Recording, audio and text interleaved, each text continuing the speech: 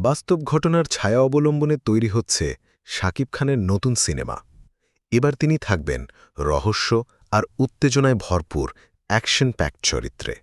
সঙ্গে থাকছেন জনপ্রিয় অভিনেত্রী তানজিন তিশা। সেপ্টেম্বরে নতুন সিনেমার শুটিংয়ে অংশ নিতে যাচ্ছেন ঢাকাই সিনেমার জনপ্রিয় নায়ক শাকিব খান। নাম চূড়ান্ত না হওয়া সিনেমাটি নির্মাণ করবেন পরিচালক সাকিব ফাহাদ।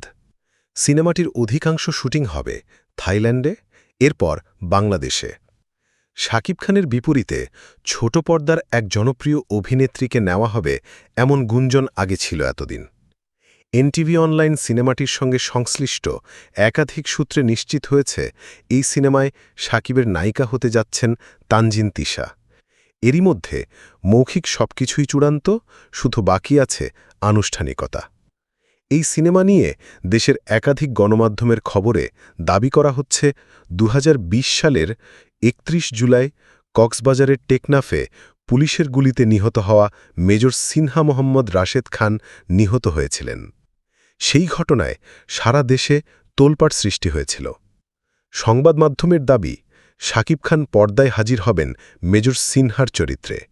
তবে এনটিভি অনলাইন জেনেছে শাকিব সরাসরি কোনো সেনাবাহিনীর কর্মকর্তার চরিত্রে অভিনয় করবেন না, বরং রাষ্ট্রীয় গোয়েন্দা সংস্থার সাবেক এক দক্ষ এজেন্টের ভূমিকায় দেখা যাবে তাকে, যিনি দেশের হয়ে একের পর এক লোমহর্ষক অপারেশন সফলভাবে সম্পন্ন করেন।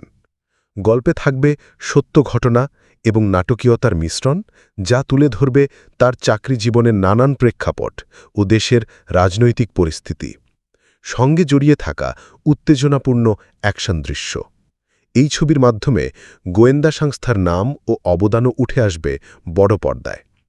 এতদিন বিজ্ঞাপন নির্মাণ করেছেন সাকিব ফাহাদ, এরপর একাধিক টিভি নাটকও নির্মাণ করেছেন।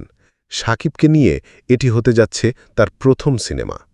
জানা গেছে সেপ্টেম্বরে এর শুটিং শুরু হয়ে আগামী ডিসেম্বরে সিনেমাটি বাংলাদেশ ও যুক্তরাষ্ট্র, কানাডা, মধ্যপ্রাচ্যে একযোগে মুক্তি দেয়া হবে।